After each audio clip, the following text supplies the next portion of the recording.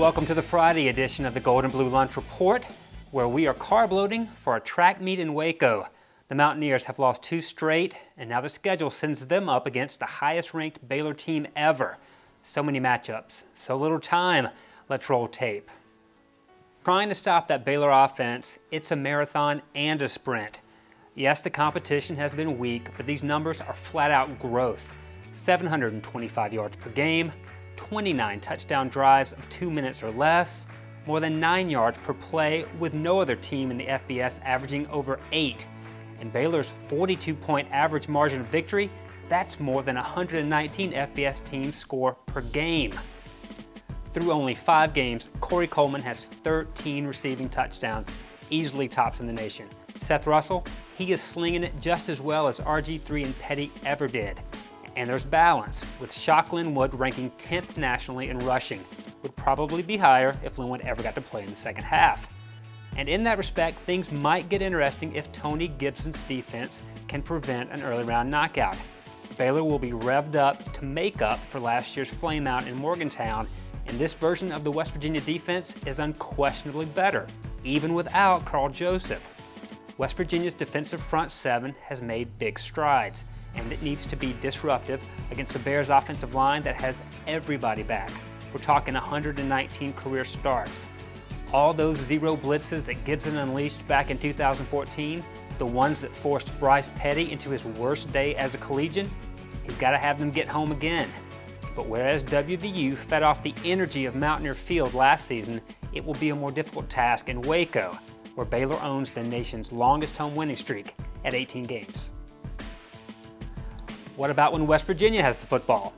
Well, watch out for Baylor's most productive defensive lineman. Not him, but him. Andrew Billings is a 6'2", 310-pounder who can bench press a semi. He'll likely be an early NFL draft pick after this season. Now last season, Billings was neutralized by Mark Lewinsky and Quentin Spain.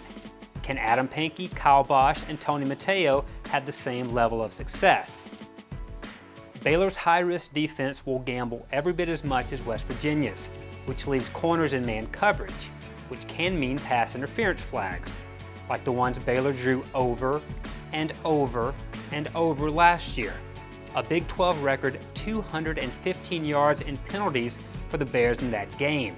And guess which team is the most penalized again this year? It's just a matter of whether Shelton Gibson and Javon Durant can stress that secondary like Kevin White and Mario Alford did. Of course, nothing can compensate for the kind of mistakes Skylar Howard has made the past 2 losses. Had a hand in 7 of West Virginia's 9 turnovers. Dana Holgorsen admitted Howard needs to get his confidence back and needs to settle down in the pocket. That means taking more checkdowns and recognizing the holes on underneath routes.